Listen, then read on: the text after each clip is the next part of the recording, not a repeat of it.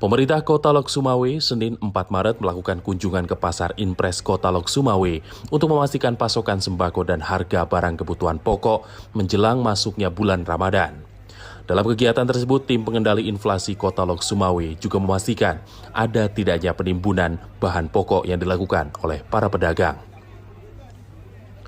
Sekretaris Daerah Pemerintah Kota Lok Sumawe, T. Adnan, mengatakan terjadi kenaikan harga pada beberapa komoditas namun masih dalam kategori kenaikan normal.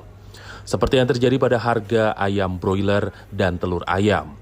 Kenaikan terjadi mulai 2 pekan terakhir karena kurangnya stok yang tersedia. T. Adnan meminta agar para pedagang tidak melakukan penimbunan barang.